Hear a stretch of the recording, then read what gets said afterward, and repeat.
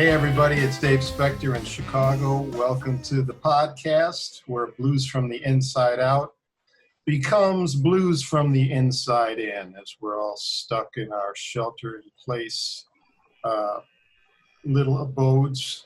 I'm in Chicago. Nick, I believe you're in Elgin. Nick Moss is our guest. Yep. Hey Nick, how are you? I'm good. How are you, sir? I'm okay. Thanks for doing this. I've been meaning to Thanks for having me. do this for about the past year, so I'm glad we're finally doing it. Yeah, man. And congratulations on your recent awards. You won a number of BMAs, and I heard you just won a Blues Blast award. So big congrats. Well deserved. It's been a blast. See what I did there? Yeah, very good. And Lucky Guy, am I counting right? Is that your 14th album? I'm pretty sure you're in the right vicinity, but I don't even know for sure, but I think so. Yeah, that's great. Was that recorded on the West Coast, or did you record that in Chicago? No, that was recorded on the West Coast at Kid Anderson's Greaseland Studios. Right, that's what I thought. Yeah. Tell us why a Chicago blues man with a Chicago blues band, mostly Chicago guys, although you got guys all over the world. Why do you go out to the West Coast to Kid's studio? Well, we did the previous CD on Alligator, The High Cost of Low Living. We did that here at my studio. I got one in my basement, and I don't have as nice of gear as Kid does. And just the fact that, you got this big lug from Norway who, the guy just is like an encyclopedia of not just Chicago blues, but like a pretty much almost all roots music.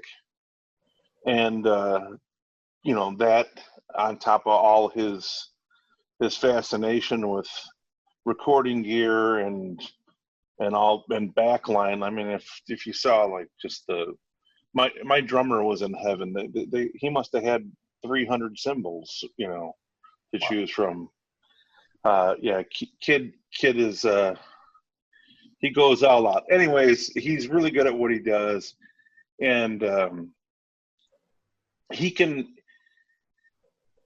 seems to be able to understand what I want without me having to tell him. He's one of those guys. I think we just have the same kind of idea, and he's able to verbalize it much better than I am. I mean, he also is able to communicate with every guy in the band with their respective instruments, because he can play all those instruments as well too, which is a great asset to have. So like if I'm trying to get my drummer to do something and I can't really communicate with him what I want, he knows, and he can tell Patrick, do this, do that, do this, or even the keyboard player or whatever. So that was pretty much it.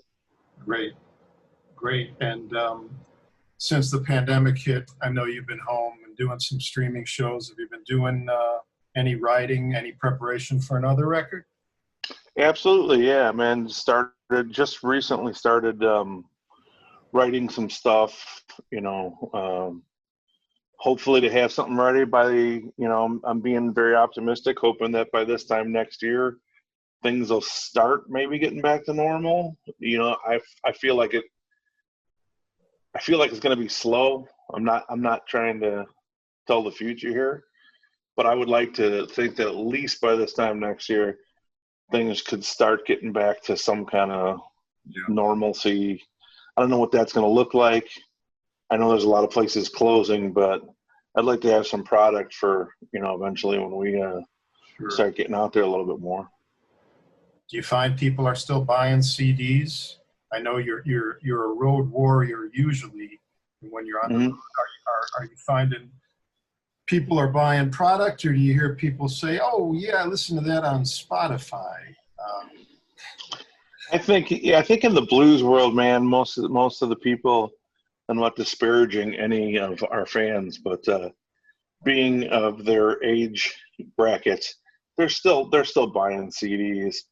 Although I just saw something recently that for the first time in I don't know how many years that LPs have surpassed CD sales. So I'm hoping that this time around that we can actually put out an LP LP on Alligator. We didn't do it the last two, and we had people ask, and so I'm hoping maybe on this third time around, on the third CD here, that we'll be able to put on an LP along with the CDs. I think people like Spotify too. Yeah. I mean, I see people downloading stuff, but we seem to still be selling CDs. I mean, good. You know. Has your writing been inspired by current events at all? The situation we're in, anything that's happening in the country, or are you basically writing about your beautiful wife again? Well, you know, I like to think that I'm always inspired by her. So yeah, and my daughter too. So, but I also am pretty inspired in my writing, at least with current events. I think most of my CDs have had at least one or two tracks. Maybe not overtly, maybe you don't notice overtly that it's based on a current event or political or whatever, but at least every one of my CDs has had a song or two because of what was happening during that time. So I'm pretty cognizant of the things that are going on around us, and if I think that I have something to say, I'll write a song. I mean, you know, to answer your question directly, I actually did write a song very, you know, that's pretty current. Okay. You know, I've listened to some of your stuff too. I like what you're doing, and I think that, you know, we all have something to say. And I've noticed, especially recently, there's a lot of people out there that are saying, you know, stick to the music or whatever, and you know, maybe leave politics out. And I don't understand that kind of logic, that anyone could say that at all. And you look at their page, and they have, you know, just as many political posts. And what are you, a plumber? Stick to plumbing. You know, Yeah. What are you, a carpenter? Go swing a hammer and get out of politics. No, we're human beings. We're American citizens. We all have a right to our opinion. Just because I sing a song, just because you sing a song and play a guitar, doesn't mean we don't have a right to say it. You know, you don't have to listen to it, but don't tell us, you know, what we should or shouldn't do. Amen. You mentioned your studio and Blue Bella, and you started Blue Bella, I believe, with Kate. Is that correct? That is correct. Yeah, and I know you did a number of your albums that came out on Blue Bella, and you also did some great artists like Kilborn Alley. What was is the label still running at all? And just give us an idea of how that went and how it's going, if it's still going. I mean, running a label seems like a pretty daunting undertaking.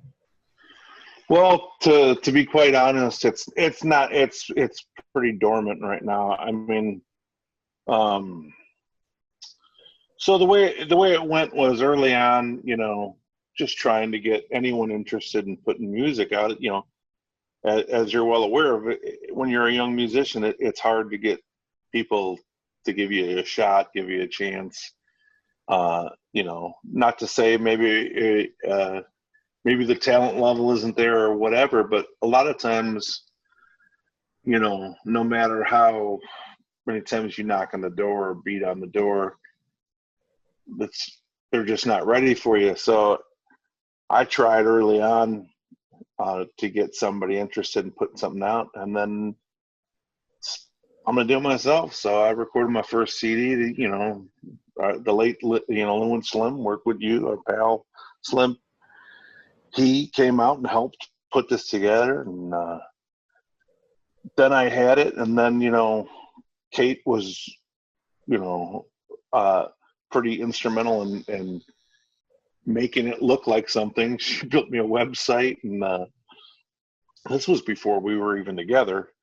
But she built me a website and you know, kind of branded me and helped me get going. And then we just started, I don't know, just it was a learning experience. I don't know what I was doing. I don't think Kate really understood anything other than, you know, her training on her side of you know, the graphic design business, but also working with, you know, some PR type people. So she had a little bit better idea of what to do.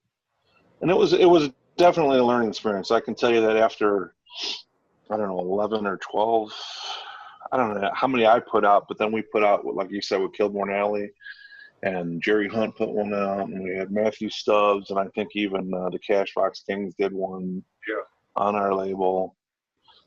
And I could be, Bill Lupkin, we did Bill Lupkin. It was just fun. It was definitely a learning experience. It was a lot of fun, a lot of work. Most of it Kate did because I was on the road.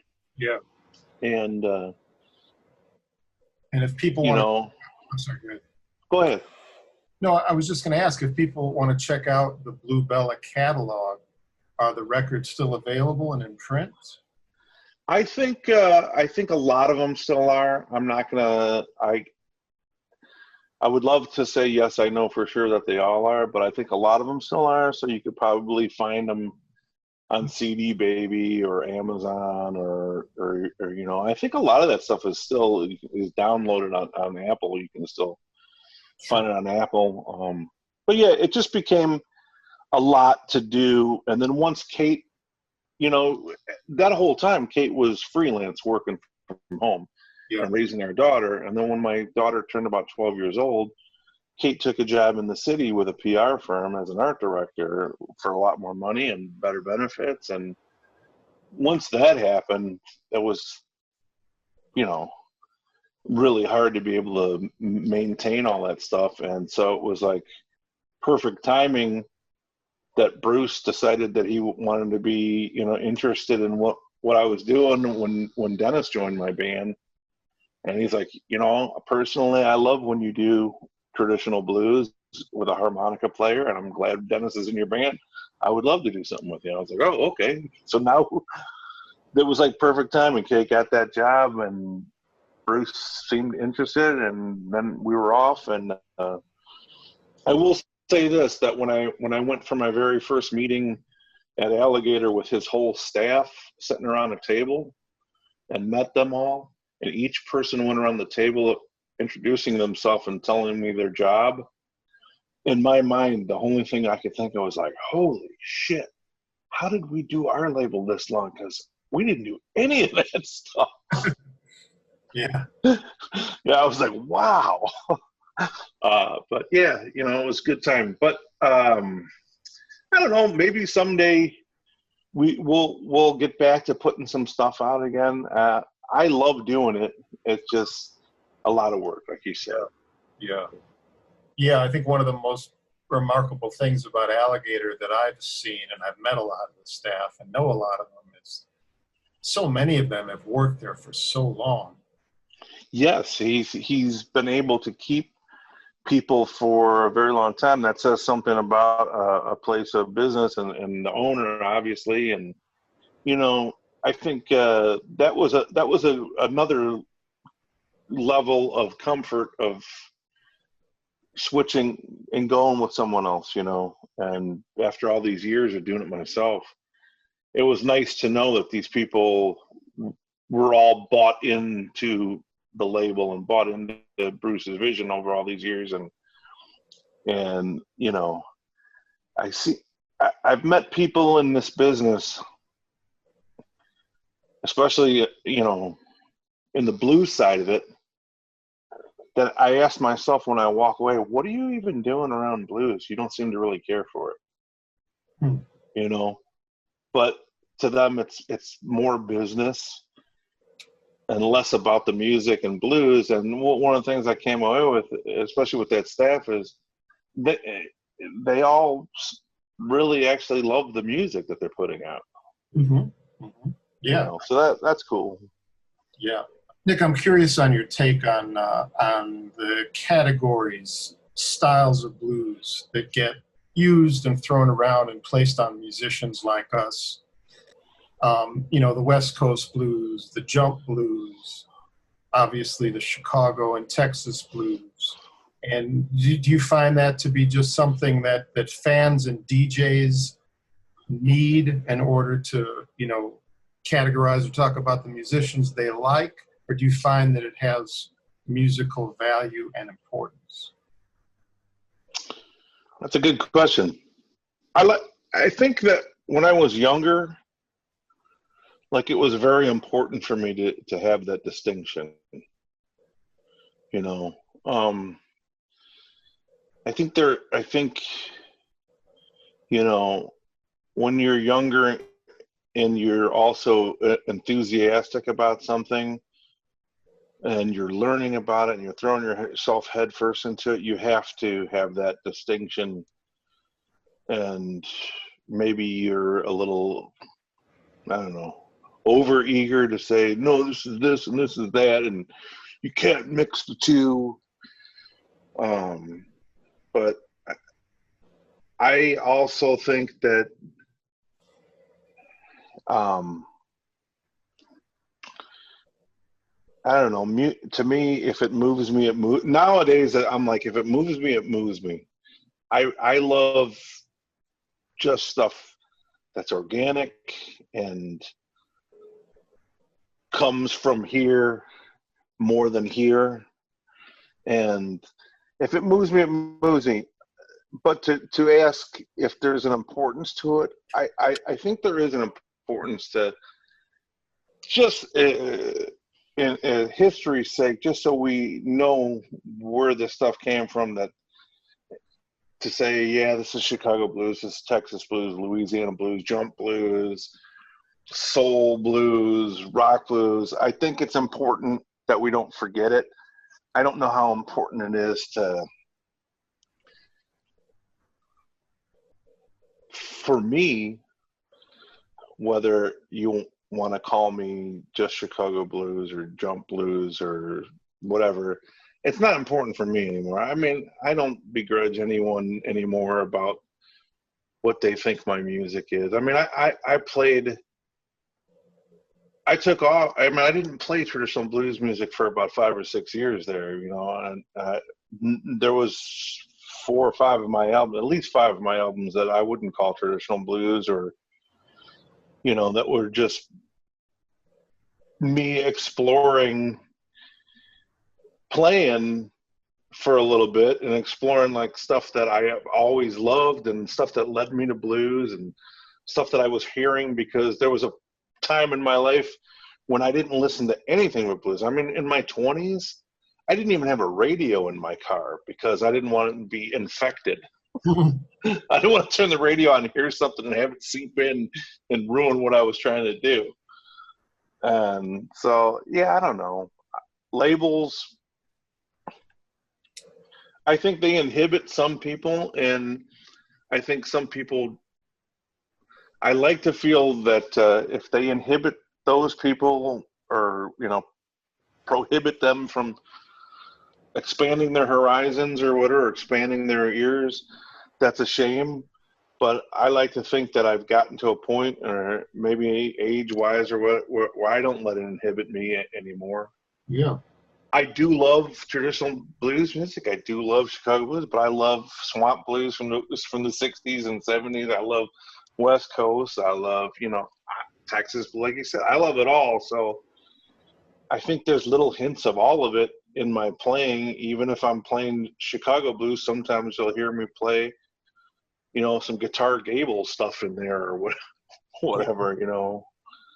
I don't know. I see you got a guitar strapped on. I did. I brought it along for the ride. Thanks, man. Well, you know, it's really important that you not drive and play at the same time, Nick. I try not to. Try not to. What do you got, a 345 there? Yeah, my old 345. This is one of my first good vintage purchases that I got many years ago. I've had her since 99. I think I bought it in 98 or 99. Wow. Well, one of the questions I had for you, and you just gave me one of the answers when you were just talking about players and influences. I wanted to ask you if you could talk about some of the more obscure, lesser-known players that our listeners and viewers on YouTube might not be familiar with. You mentioned Guitar Gable. Could you talk about him for a minute? Well, Guitar Gable, man, he's if a lot of the Excello stuff, he was the house guitar player and some of that and that stuff, and just I don't know, just very interesting guitarist. Did some cool instrumentals, and if you're looking for a little different flavor, that early Excello stuff is a cool thing to do. It's kind of early rock and roll, and I think it inspired a lot of rock and roll. There's definitely that New Orleans flavor to, leaning heavily on cool beats, but he was also just a pretty interesting guitar player, raw, a little nasty, and but like kind of I must sound like Nigel Tuff, but simple intertwining lines, but like simple cool grooves and simple lines, but just played with some flair and stuff. Could you play a little? Yeah. Oh man, let me see. What do we got here?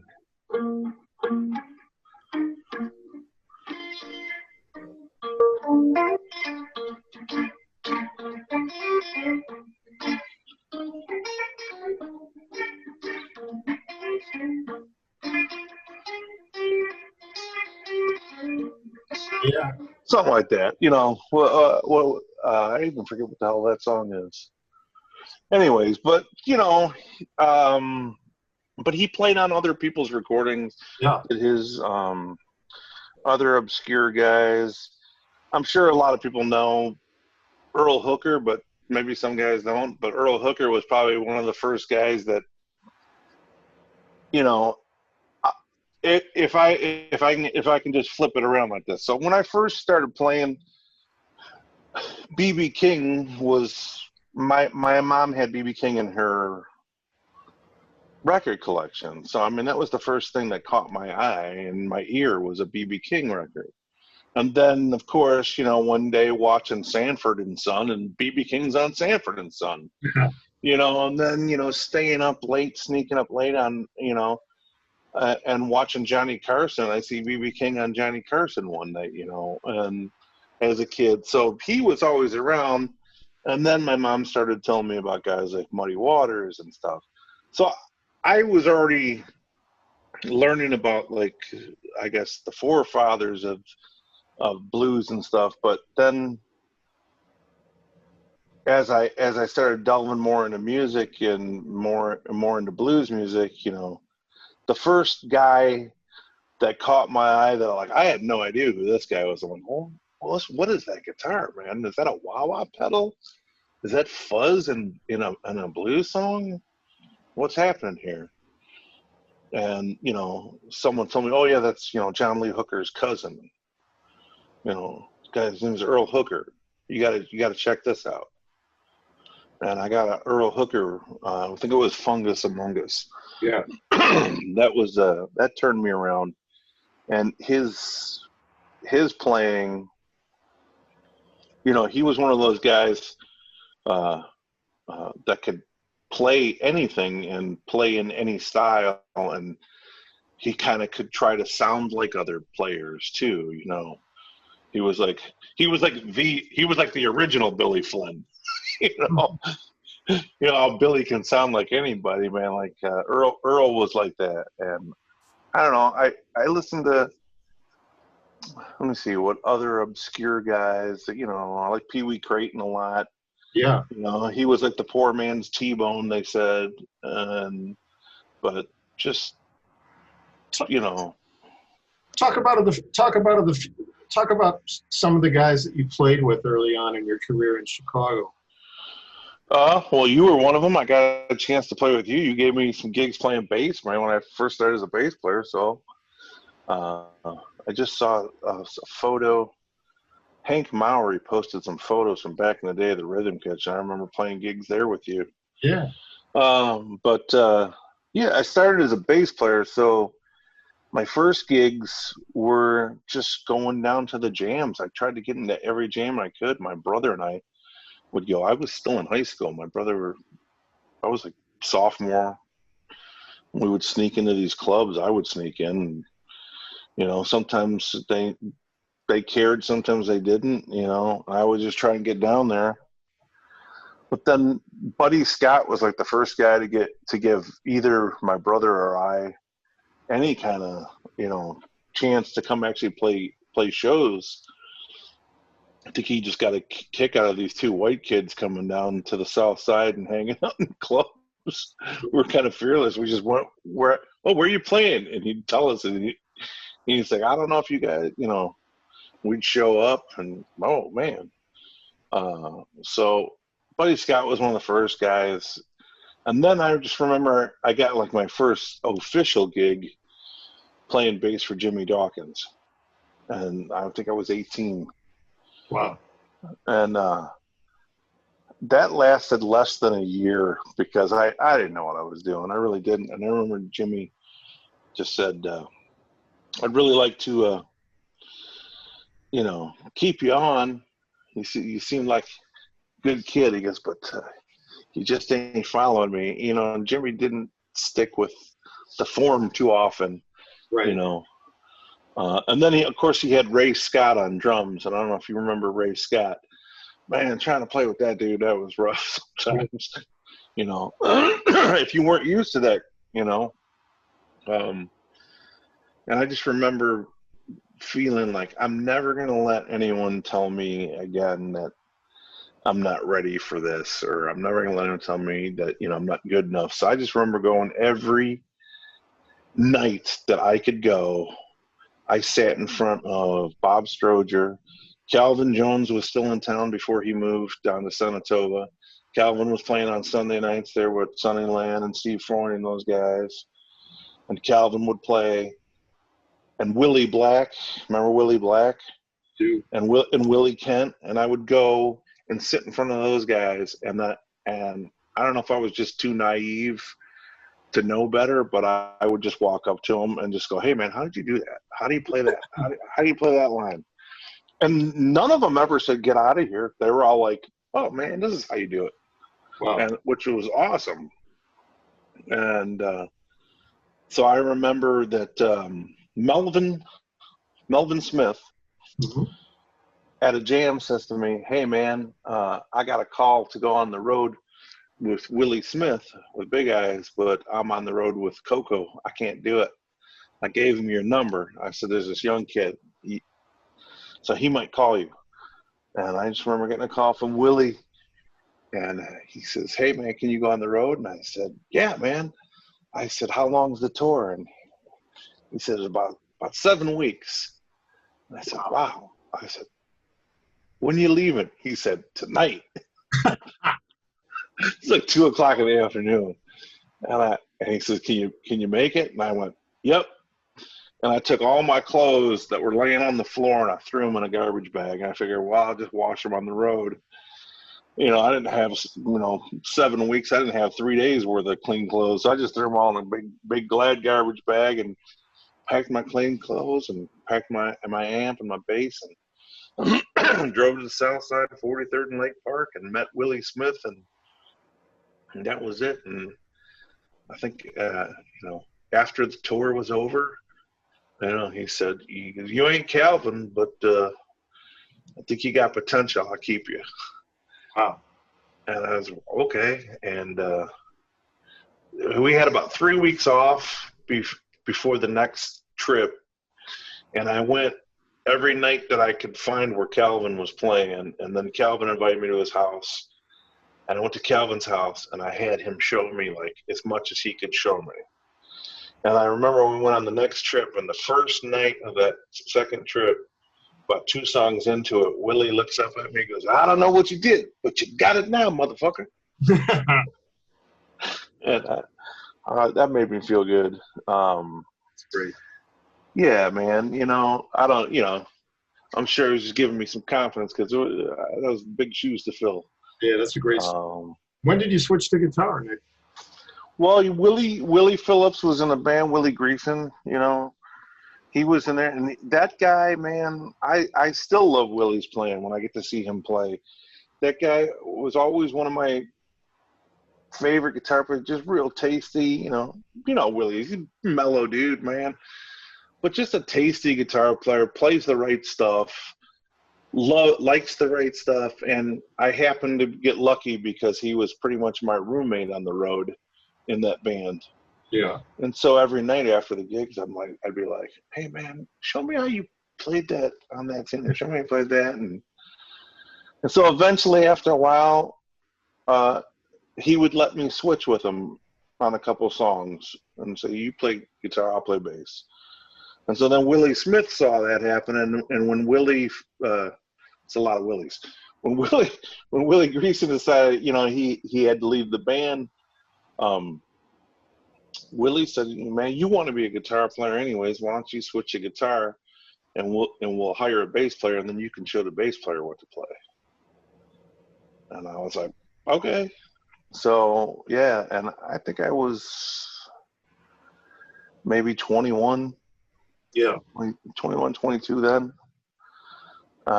Then that lasted about a year and a half.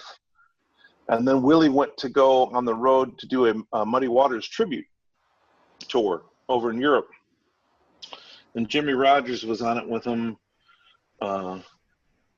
And he ended up having to leave the tour early to do one of his own tours. And again, I've been really fortunate with timing in my life, because at that point Jimmie Rodgers' son was playing with him, Jimmy Lane, and he was leaving to go start his own career. He wanted to start his own career. And Jimmie Rodgers happened to mention something about, oh yeah, I got to go home and find a guitar player. And Willie said, well, my guys are sitting at home doing nothing. Why don't you call him? And so I got a call. Actually, I was playing a gig with Dave Clark and Joe Charles. I think at Lachette's Musical Inn. And Dave Clark was like, oh, man, he was all bummed out. And I said, what's up, Dave? He was, oh, man, I got a call from Jimmie Rodgers. He wants to go on tour, but I got to watch my kid this summer, and it's my turn to have my son. And I said, I'd like to do that gig. He goes, oh, yeah. He goes, I forget you play guitar, too, because that night I was playing bass. He said, I'll let him know. And so between Willie and Dave Clark, I got a call the next morning, like on a Saturday morning, at like 9 o'clock in the morning. And I remember answering the phone half asleep. And he said, yeah, I'm looking for Nick Moss. This is Jimmie Rodgers. And I'm like, yeah, okay. Right. Hung up. And, I thought someone was messing with me. And then the phone rang again. He said, oh, boy, this is Jimmy. This is Jimmy. And I said, Jimmy, who is this? Jimmie Rodgers. I'm like, come on, man. He goes, no, don't hang up. This is Jimmie Rodgers. I got your number from Dave Clark and Willie. And I was like, oh, I'm sorry. And, so I ended up getting that gig just because, right place, right time again.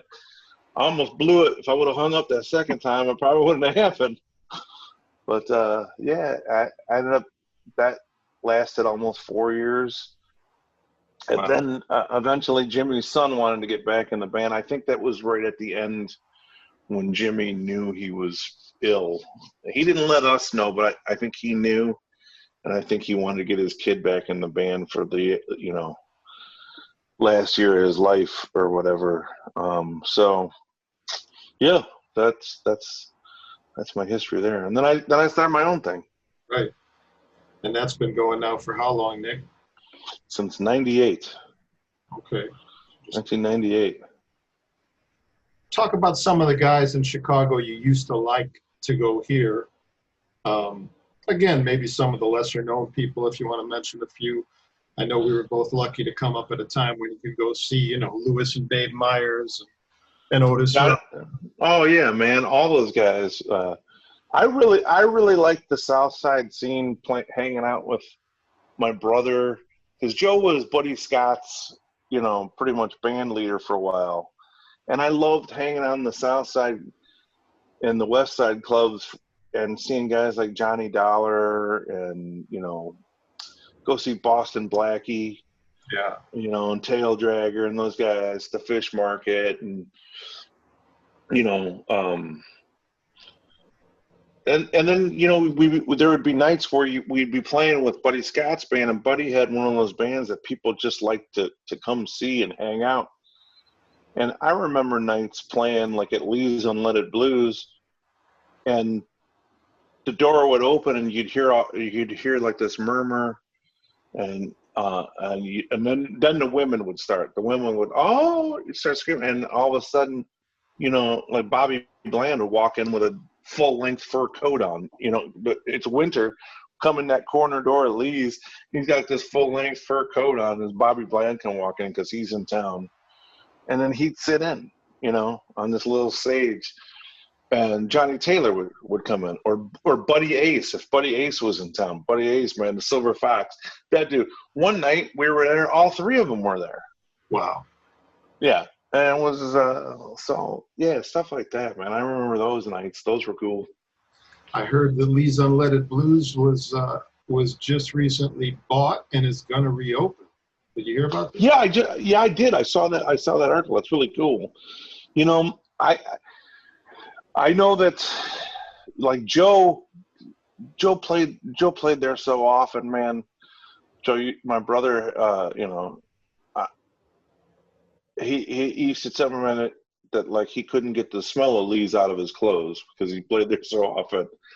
Yeah. I was fortunate that I got to go and hang out and play, and Buddy would let me sit in. And a lot of times when I would come off the road with Willie Smith, because he was like 43rd and Lake Park, if it was like on a Sunday night or something, or a weeknight or whatever,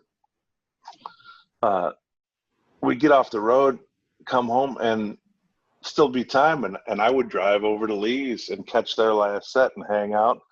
And my brother and myself and Wayne, the bass player, and Red, the drummer, and had this guy that was kind of called him his valet. The guy used to drive Buddy around was this guy, Little Johnny, and he had a barbecue place that I want to say it was at 55th and Ashland, but I could be wrong.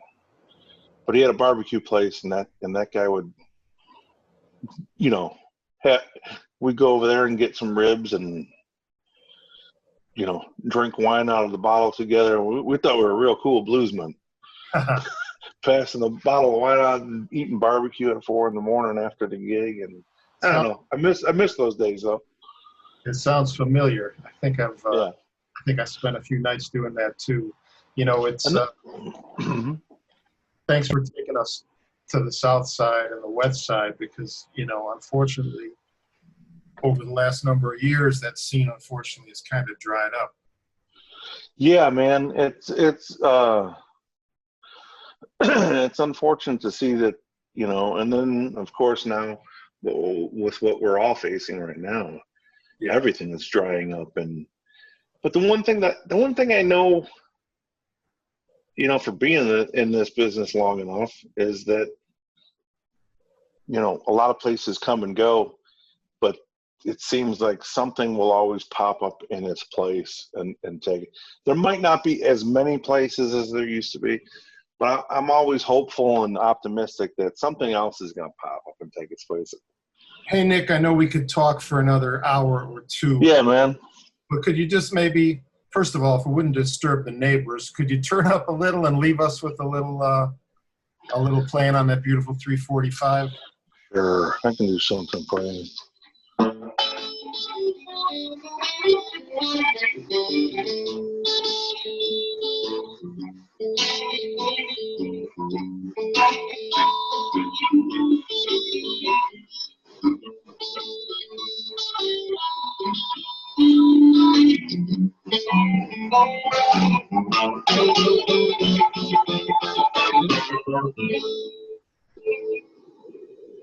Thank you, Nick Moss. Good talking to you, man. Stay well, stay healthy. Hope to see you back out on the scene sometime soon. All right, Dave. All right. Take care, man. Thank you. Bye-bye. Bye-bye. Thank you.